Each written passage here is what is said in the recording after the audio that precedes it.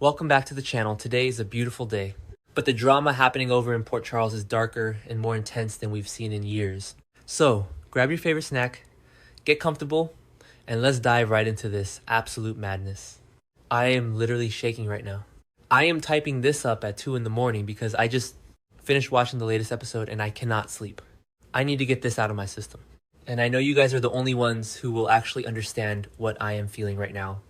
I mean, my jaw is still on the floor. I have been watching this show religiously since 2015, and I have seen some truly wild storylines. We've had mob wars, evil twins, weather machines, and brain mapping. But this specific episode, this is absolute top tier premium soap opera television, and I'm both terrified and obsessed with what they just did. Can we talk about Jocelyn Jacks for a second? I know some people are loving this, but personally, I am just in a state of pure shock. I know she is a polarizing character in the fandom. Some of you love her. Some of you think she complains too much. And some of you are just tired of the whole Corinthos Jacks family drama. But you have to admit, what happened tonight changes everything. Let's set the scene because the cinematography was actually brilliant. We are back in that terrifying, damp, dark sub-basement of Wyndemere. Spoon Island has always been the creepy horror movie setting of Port Charles, and they really leaned into it tonight. Jocelyn has been locked down there helpless, being taunted by Pascal and Cassius. And let me just go on a quick tangent here. I absolutely hate Cassius. The absolute audacity of this man walking around wearing Nathan West's face, terrorizing people, it makes my skin crawl. Maxie would be sick if she saw this. Okay, back to the point. Jocelyn is locked in this literal dungeon and she is terrified, but she is also a survivor. Remember when she found that message on the wall, the one that said Anna Devane was held captive here? I was taken on the 31st of October 2025. That was the spark. That was the moment Jocelyn realized she wasn't just a victim waiting to be rescued by Dex or Jason or Sunny. She had to save herself, and while she was moving her bed, she found them. The makeshift weapons, the shivs that Anna Devane had hidden away. I mean, come on. Anna Devane saving the day even when she isn't in the room. That is legendary. So Jocelyn finds these sharp, rusty pieces of metal. She hides them, she waits, and then the door opens. In walks Cassius. He comes in to taunt her, to torture her, probably to make some vile threats like he always does. He thinks she is just this weak, spoiled rich girl. He thinks she is going to cower in the corner and cry. But he completely underestimated who raised her. This is Carly's daughter. This is a girl who grew up with Jason as her protector and Sonny Corinthos as her stepfather. She has mob boss survival instincts running through her veins, whether she likes it or not. When Cassius steps into the room, Jocelyn doesn't hesitate. She doesn't scream for help. She transforms. I am not kidding. It was like watching a completely different person. She became a literal warrior right before our eyes. She lunges at him with that sharp piece of metal. And because she's a medical student, she knows exactly where to strike. She doesn't just scratch him. She stabs him hard. She takes him down instantly. Cassius collapses, and the sheer look of shock on his fake Nathan face was almost satisfying if the situation wasn't so incredibly horrifying. But wait, I'm getting ahead of myself because that wasn't even the craziest part of the episode. Cassius hits the ground and there is a massive struggle. He drops his gun. The noise echoes through the stone walls of the Wyndemere basement. And who happens to be upstairs? Jen Sidwell. Jen's freaking Sidwell. The man who has been terrorizing the entire canvas. The guy who is blackmailing Laura and Sunny. The guy who is forcing deception into a corner with his Zinsight shipments. The monster who is keeping Drew Kane paralyzed in a locked-in state. And the guy who ordered the hit on Marco Rios. Sidwell hears the commotion and comes running down the stairs. Jocelyn is standing there, breathing heavily, holding a bloody piece of metal. Looking at Cassius bleeding on the floor. And then Sidwell bursts into the room. He sees what happened. And he immediately pulls his gun on Jocelyn. This is the moment, guys. This is the moment I stopped breathing. Sidwell is about to pull the trigger. He is going to kill her. He has no reason to keep her alive anymore. Especially now that she has attacked his man. In a split second of pure, unadulterated survival instinct. Jocelyn dives for the gun that Cassius dropped. She scoops it up from the cold stone floor, points it at Sidwell, and before he can fire his weapon, bang. She shoots him. Jocelyn Jacks just shot Jen Sidwell. And he doesn't just get wounded. He falls to the ground dead. She finished him off.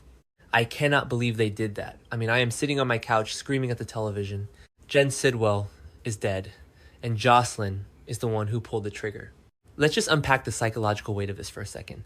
Jocelyn is a medical student. Her entire life goal right now, her entire identity is wrapped up in saving lives. She wants to be a doctor. She wants to heal people. And tonight, in the dark bowels of a Cassidian castle, she took a life. Yes, it was self-defense. Yes, Sidwell was going to kill her. But that doesn't change the fact that she looked a man in the eyes and pulled the trigger, ending his life. The aftermath of the shooting was incredibly hard to watch. You could see the adrenaline leave her body, replaced by pure visceral trauma. The realization of what she just did washes over her. She drops the gun. Her hands are covered in Cassius's blood. The room smells like gunpowder.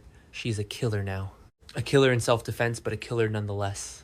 And what does she do? She runs. She runs out of that cell up the stairs and bursts out of Wyndemere into the pitch black night. The imagery of her running through the woods of Spoon Island, covered in blood, gasping for air, looking over her shoulder like a hunted animal. It was cinematic perfection. The director of this episode deserves an Emmy seriously. Her mind is completely fractured. She is in shock. And the only thing she can think about, the only driving force keeping her legs moving is her mother. She needs Carly. Am I the only one who is already crying thinking about the moment she finally reaches Carly? Because you know Carly is going to absolutely lose her mind. I can already picture the scene. Carly is probably sitting at home, maybe having a drink with Valentine, completely unaware that her daughter is running for her life, covered in blood. When Jocelyn finally collapses into Carly's arms, it is going to be the most heartbreaking, emotionally devastating scene of the year. Laura Wright and Ian McCoy are going to act the absolute house down. I am already preparing my tissues. But let's look at the bigger picture here, because this changes the entire landscape of Port Charles. First of all, Jen Sidwell is dead. Good riddance, honestly. But what does this mean for everyone else? Tracy and Brooklyn were just sitting down with Rick Lansing to figure out a legal way to get Sidwell out of deception. Well, congratulations, Quartermain's Jocelyn just gave you the ultimate corporate exit strategy, a bullet. I shouldn't laugh, it's dark, but you have to admit the irony is hilarious. They were worried about audits and contracts, and Jocelyn just solved their business problem with extreme prejudice. And what about Drew Kane? Willow and Nina had been losing their minds over Sidwell and Ross Cullum dosing Drew with that paralytic. With Sidwell dead, does Cullum take over the whole operation? Or does this give Brennan and Nina the opening they need to completely dismantle the blackmail scheme? Sidwell was the head of the snake. Without him, his entire network might crumble. But the legal fallout for Jocelyn is what really terrifies me. We all know it was self-defense. We saw it with our own eyes. But will the PCPD see it that way? Detective Joe Fitzpatrick is super shady. We already suspect he might be on Sidwell's payroll. What if he tries to frame Jocelyn for murder? What if he claims she killed Sidwell in cold blood to escape? And what about Cassius? Is he dead? The notes say she took him down and stabbed him. But we didn't get a confirmed kill on him like we did with Sidwell. If Cassius survives, he is going to be out for blood. He will want revenge on Jocelyn for stabbing him. And if he dies, then Jocelyn has 2 bodies on her conscience. I know some fans are probably complaining right now. I can already see the Twitter threads. Oh, they are turning Jocelyn into a mobster, just like Jason and Sunny. Why couldn't they let her just be a normal doctor? But honestly, I love this. I am so here for this dark, traumatized survivor version of Jocelyn. Remember when they tried to do the whole innocent girl corrupted by trauma storyline with other characters? Yeah, it didn't work then either because it always felt forced. But with Jocelyn, it feels earned. She has been kidnapped, she has been threatened, she lost Britt, she lost Spencer. She has been surrounded by violence her entire life. It was only a matter of time before the violence finally caught up to her and forced her to participate. You can't grow up in the House of Corinthos and not know how to handle a weapon when your life is on the line. Jason's influence is all over this scene. Even though Jason wasn't there, you could see his pragmatic, cold survival instinct in Jocelyn's eyes when she picked up that gun. She didn't hesitate.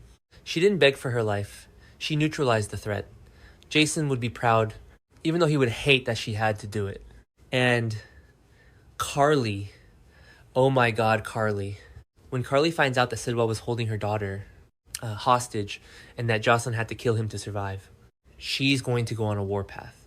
If Cullum or Fitzpatrick or anyone tries to put Jocelyn in a jail cell, Carly will burn the PCPD to the ground. She will call Diane Miller, she will call Sunny, she will call Jason, and she will form an impenetrable wall around her daughter. I am also really curious to see how Dex reacts to this. Dex has killed people. He knows the weight of taking a life. He knows how it changes you, how it keeps you up at night, how you see their faces when you close your eyes. Will this trauma push Jocelyn back toward Dex? because he is the only one who understands the darkness? Or will it push her further away because she hates what she has become? And we can't forget about the medical school aspect. Christina literally just got accepted to medical school, setting up her exit. Jocelyn is supposed to be on this noble path. How do you go into a hospital and try to save a patient on an Ezer operating table when your hands remember the feeling of ending a life? The PTSD is going to be astronomical. The writers have handed Eden McCoy the storyline of a lifetime, and I am so ready to watch her deliver. I'm sorry, I know I am rambling, but my mind is just racing in a million different directions. The image of Jocelyn running through the dark, her clothes stained with blood, the sheer panic in her eyes. It is going to haunt me. It was a complete loss of innocence.